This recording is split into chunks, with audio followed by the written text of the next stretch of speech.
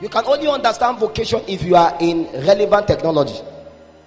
How many of you know what they call relevant technology? It's another arm of school that have to do with skill, where they don't give you, is it degree? They don't award you degree. I don't know whether they award degree, but it's more about a skill acquisition.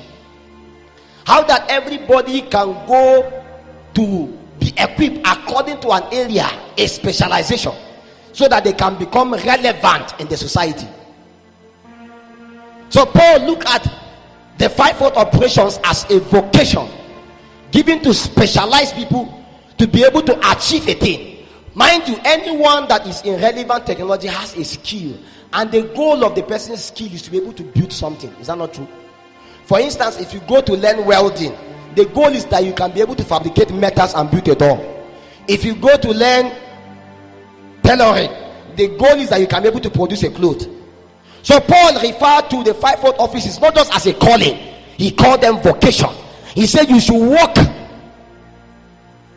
He said, I beseech you that ye walk worthy of the vocation wherewith ye are called. So the fivefold offices are not just a calling, they are vocations. Because the calling produces the vocation.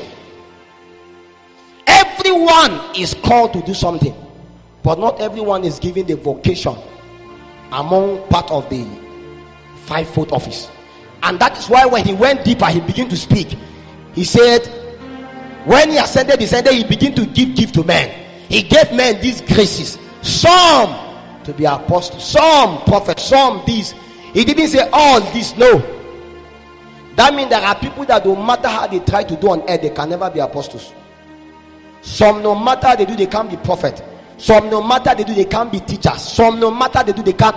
But that does not mean that they are not relevant. You may not have a calling in the fivefold operation, but you will be relevant. Stephen, according to the book of Acts of the Apostle, Stephen was a deacon. But do you know that what Stephen did, most of the apostles did not even do it?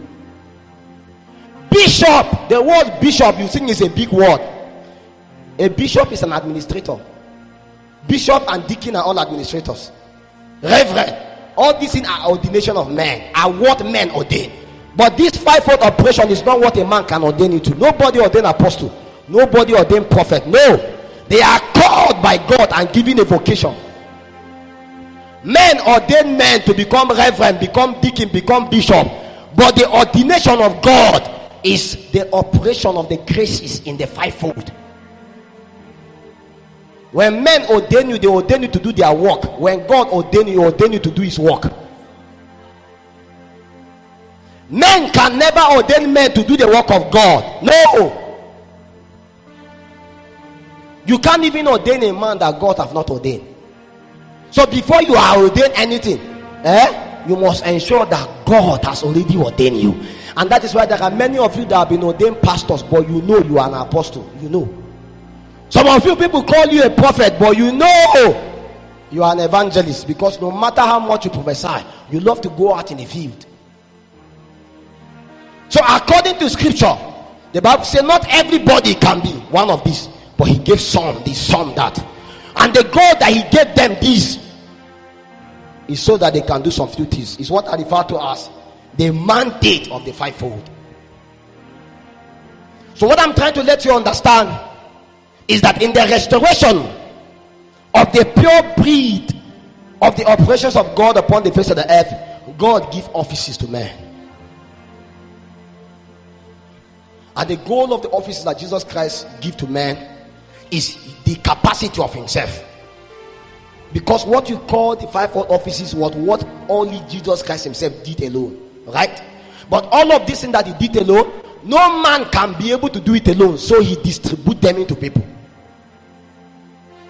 So if a believer must become matured, he must go through all of the offices.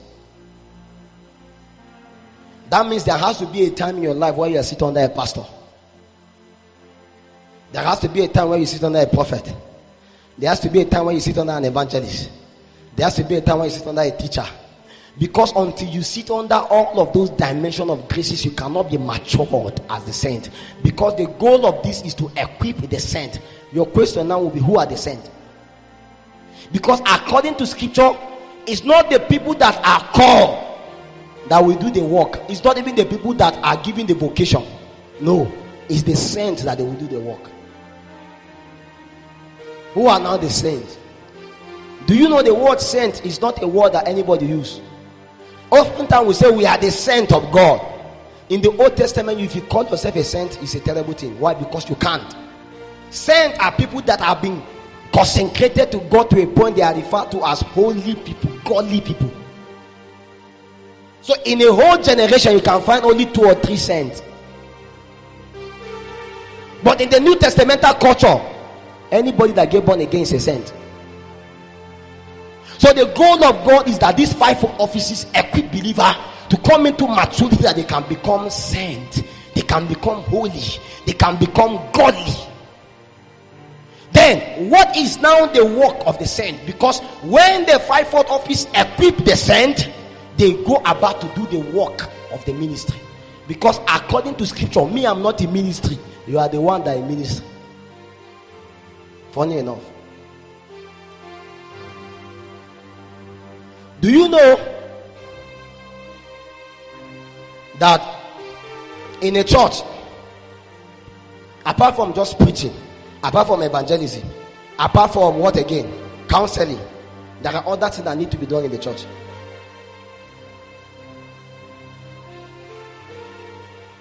The Bible says every house grow by the grace that each joint supply. A church that only the pastor is anointed will fail, because not everybody can reach the pastor. Everybody in the congregation must have different of measure of grace, that they may not be standing in the pulpit as prophet, teachers, apostles, but within the congregation they can go into this person's house and say, let's just pray. And somebody can be sick, the person will lay hands on the person will be healed. He doesn't need to be called, he doesn't need to be anointed. The job of equipping the saint is to bring the saint to a point where they can understand the operation of, number 1, the fruit of the Spirit, number 2, the gift of the Spirit. The people you refer to today as mighty men of God are those that have what we call the giftings of the Spirit. But do you know that this gifting of the Spirit is not only separated and given only to the people that are calling to 5 offices? No, there are people here in this congregation that are having more dreams than me. Some of you are having more visions than me. Some of you can even prophesy more than all of us here.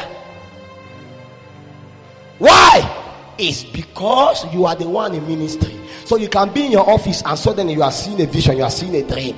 There are many of you here that have giftings of the Spirit, all kinds of dimensions. The gift of healing, the gift of miracles, you have them. But yet again, God didn't tell you are called.